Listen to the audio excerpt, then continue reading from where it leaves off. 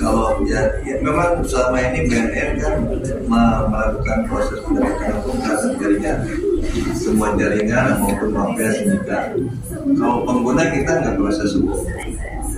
Ya kalau terindikasi dia pengguna dengan batasan barang bukti yang sudah ditentukan oleh SEMA, sudah di dalam Mahkamah Agung, seperti sabu tidak lebih dari 1 gram, inek tidak lebih dari 8 butir atau 3 gram gitu ya.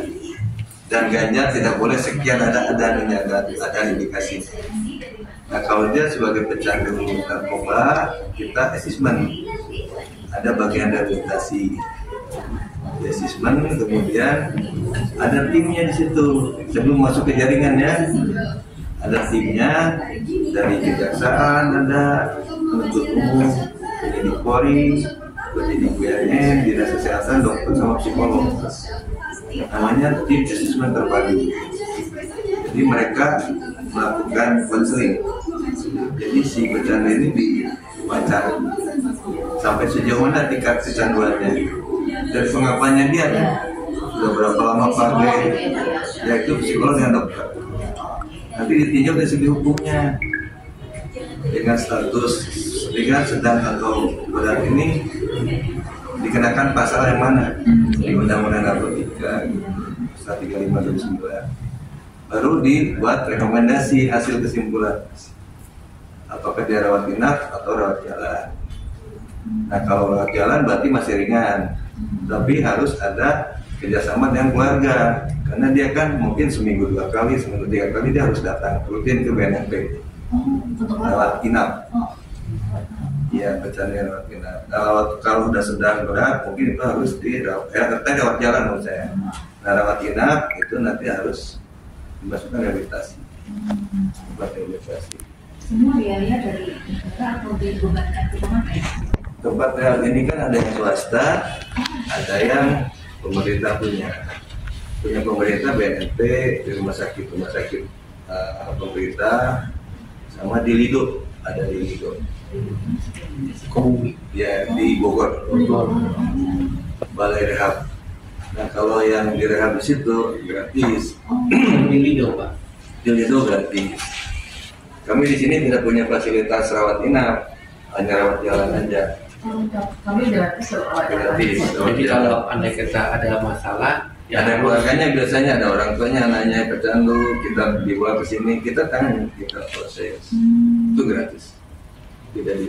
Yang untuk rawat inap baru ke Lido. Rawat inap kita rekomendasi. Kalau keluarganya mampu, Di sini ada. yayasan dan swasta boleh, tapi berbayar. Oh iya, ada. Anda mungkin paketnya 1 bulan, 3 bulan, 6 bulan.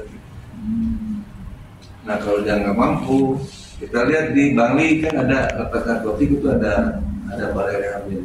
Tapi kuotanya terbatas mereka, kayak BPJS gitu. Itu ceritanya.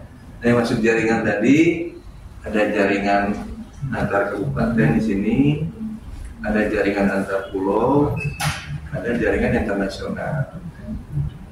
Sedangkan jaringan internasional yang selama ini sudah kita tangani itu ada jaringan internasional Thailand, Australia, Meksiko juga ada.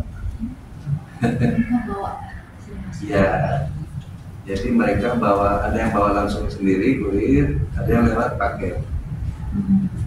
Nah kalau dari luar kan pasti hubungannya dengan bandara kan, kita bekerja sama dengan bea cukai ataupun imigrasi, karena nggak bisa BNN sendiri ya, karena itu kan ada otoritas sendiri kan. Jadi kita kerjasama sama instansi lain, sama Angkasa Pura juga.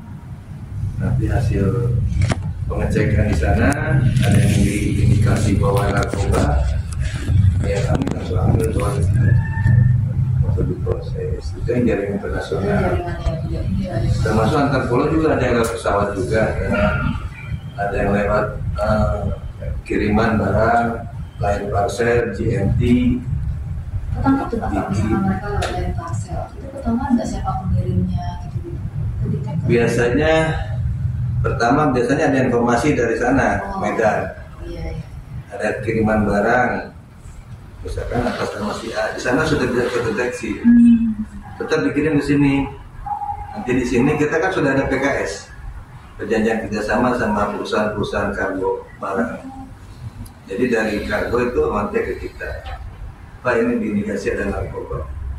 Kemudian kita kerjasama dengan mereka, si penerima barang kan pasti akan ambil kan? Iya, betul. Kalau narkotika pasti diambil sendiri. Kalau bukan narkotika kan diantar. Begitu diambil, tangkap. Berarti dari pihak yang misalkan kayak kargo itu mereka sendiri tuh paham ya kira-kira nih barang Ya. Dulu kan biasanya ada informasi. Apa mereka belajar juga tuh Pak? Atau mereka sudah Dari kemasan juga beda biasanya. Kalau isinya narkoba itu lebih rapi. Dia lebih prepare lagi lah. Lebih pokoknya mungkin dilakukan berulang-ulang. Biasanya kebanyakan ganja sih. oh gitu ya. Ganja, ya. Ada juga yang kurir antar pulau dari Sumatera nyebrang ke Bakauheni, Merak, nyebrang lagi ke Jalan Tol Pantai Utara, nyebrang lagi ke Tapang, Gilimanuk, nyampe lah ke Bali. Bawa tuh ya Pak ya. Biasanya di Bali.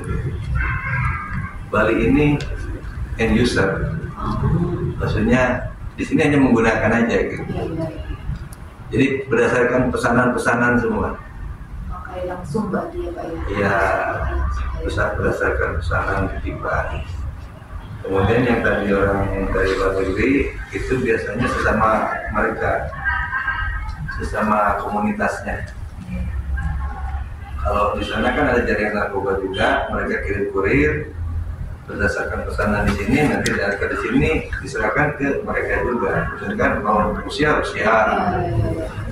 Ukraina. Karena kalau dia jual ke orang lokal di sini kan pasti cepat bocornya, takutnya dijadikan tumbal kan. Iya.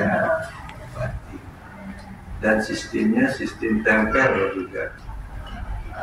Sistem tempel itu jadi narkotika ini disimpan di satu tempat tertentu, foto, diberi koordinat.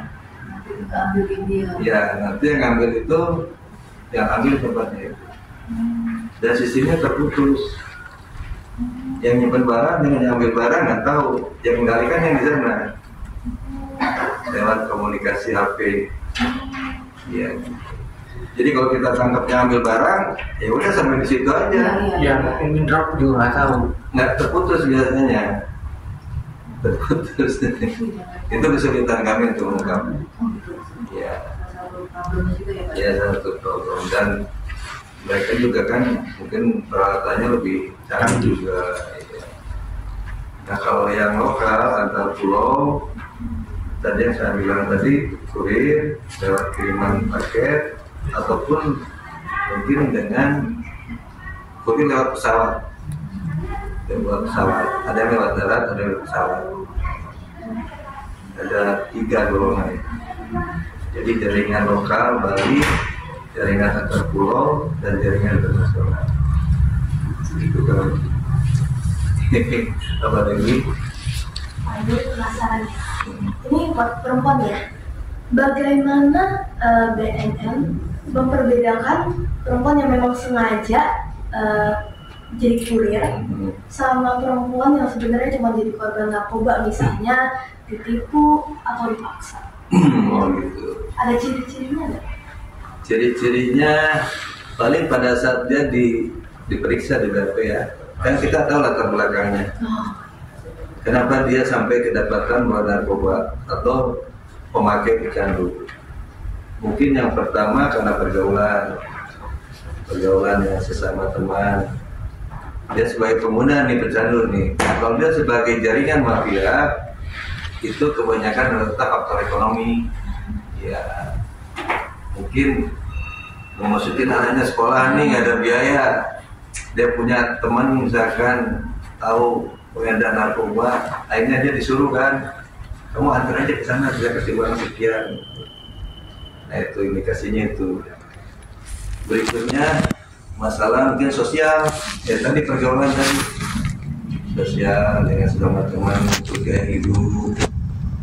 Ada juga mungkin yang udah kebanyakan uang kan, cari hiburan. Ya.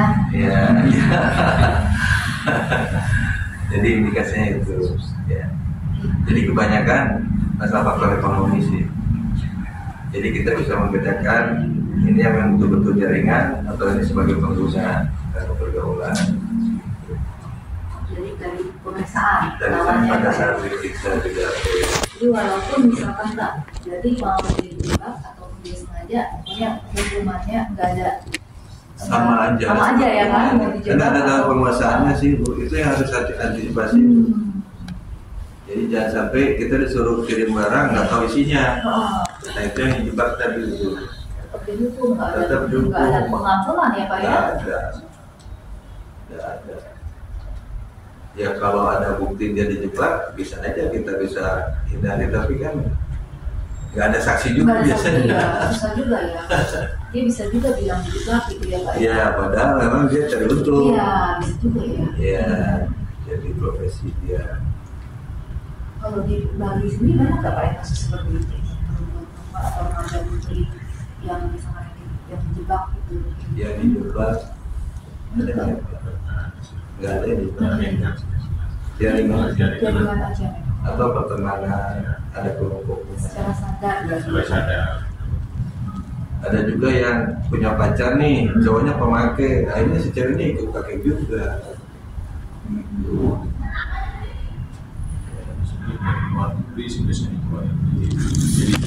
Iya. Ya, itu yang dijebak. Ataupun biasanya ada kan orang-orang negro tuh yang menikahi orang Indonesia kan, Cuma khusus buat untuk bawa barang itu aja supaya lolos di bandara kan, itu dijebak gitu. Padahal dia nggak tahu isinya apa gitu, nggak tahu, begitu di X-ray kan kedapatan atau tidak.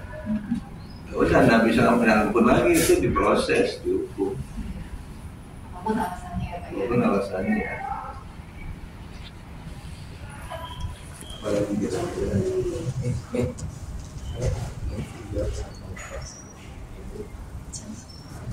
Yuri. Bapak Yuri sama Bapak.